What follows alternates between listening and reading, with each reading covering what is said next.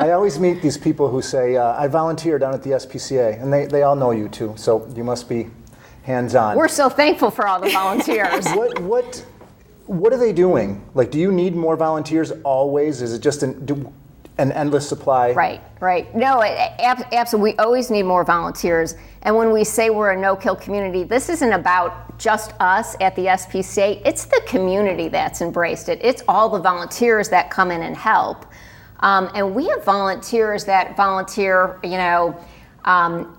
the walking, it could be walking dogs, socializing cats. We have people that work in our clinic on a regular basis. We have volunteers that put information in the computer, that help with fundraising, that work at our rummage store. We have 2 off-site cat adoption centers, our Pern at Pantops Cat Adoption Center, which is awesome. I love that name. Oh, and this is a center where all the cats are. It's just a wonderful place that they can socialize. It's very comfortable. For some people are still, they don't like the shelter environment, and I don't think we really have that in the SPCA. I think it's a really friendly atmosphere.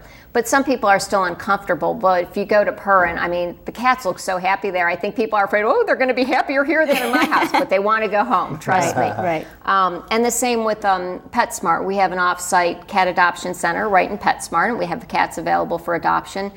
That's all volunteers over there. Wow. Purin, we only have 1 staff member that's there all the time. The rest is volunteers. So we rely heavily on volunteers, and of course you guys know about our foster program too. Mm-hmm. Tell us about it. The foster program. Now, here's the thing about it. The foster program is where people take animals into their home and care for the animals, whether it's a litter of kittens, these 2 guys, until they get adopted. And what is so wonderful about the foster program is the animals are living in a home environment. They're being socialized. They're being well cared for. They're not being in a cage. They're not living in a cage until they're adopted. And people will walk. Hello. Hello, Casper. People will take care of them, and they get so much enjoyment out of being in a home environment until they find their homes. We have, out of the 5,000 animals that we take in every year, about 1,800 of those will spend their time at some point during their care with us in a foster home, which again is a model program. It is throughout the country. But and what's so funny is everyone always asks me, they're like, well, I could never do that because I couldn't give the animal up. And so I think your wonderful puppy that you have is a great example of how people should change their mind. I had such enjoyment with Emma and her sister at my house with my dogs. You were a great foster parent. And we thank you for the work you did with that. Well, but the truth is, you know what? That little puppy is happier being in your home and gets more attention in your home than she would in mine. And so not only did I get the joy of raising her, but then the joy of seeing her going to a wonderful home, and then the joy of meeting you guys and getting to know you and the enjoyment that you have from having her in your life. It's just incredible, Yeah, I can see it means a lot to you. That's wonderful. It's really from your heart, I know you're a businesswoman, but I can see that you're very passionate about the work you do. Oh, absolutely. It's wonderful to see. Are there any other services you want to tell us about? Well, we have, obviously our adoption services. I found it interesting one time I spoke with someone and they didn't know that if they lost their pet, if their dog, got loose or their cat got loose, they didn't know that they were supposed to come to the SPCA and see if they were there. And I thought everyone knew that. Just would assume. Well, apparently not everyone does. And so we are the place where stray animals come and they are housed at the SPCA. And so the first thing you want to do is give us a call. Better yet, come in, file a report. We even have a service where people can go online and post the picture of their pet themselves and all the information. That's great.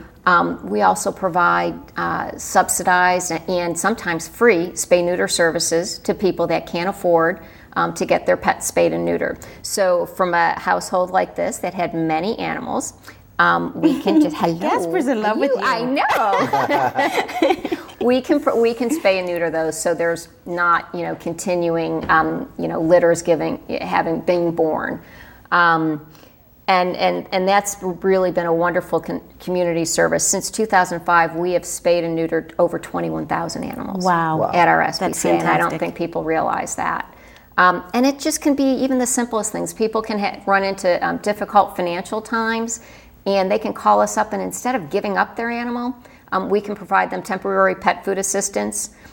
We may help them with behavioral count. They're having some issues. They're going to give up their animal because, it keeps chewing on something. Well, we can help with those things because we really want to be there to help, keep people and their pets together. It's Wonderful. really not, we don't want them to have to give up their pets. That's fantastic. Well, I mean, we could sit here and talk to you all night about these Yes. pets that we love so much. I want you to tell us and the audience how they can learn more about your services, how they can volunteer, contact information. I think our website is a great place to go. It's caspca.org. And if you want to follow us, on a daily basis, Facebook and Twitter. Yay, Facebook. We put all of our stuff on Facebook. You'll know we have so many different events and things that are going on. You want to check out our Facebook page all the time. And of course, come to the facility if you haven't been there, right on Birkmart Drive behind Walmart and Lowe's there. Come in and see what we have to offer because I think you'll have a wonderful time. Yeah, That's definitely. fantastic. Well, Susanne, thank you so much for coming. Thanks for having me. And thank you for bringing Chico up. You know your name, Casper. Mwah. Casper just doesn't care that much. They're gorgeous. We feel honored to be your first guest. We feel honored that you came as our first guest. Definitely, we really But appreciate we're going to it. have you as a regular on the show. Love to. And definitely a picture of the animal du jour or the week. We would definitely want to help these animals get loving homes and support the SPCA as much as possible. All right. So thank you, Susanne, for coming on to What's Going On Seaville for our very first show. Stay tuned. We have Christian Breeden, the enigmatic Christian Breeden, singer, Songwriter. artist, Nut. nut. Stay tuned.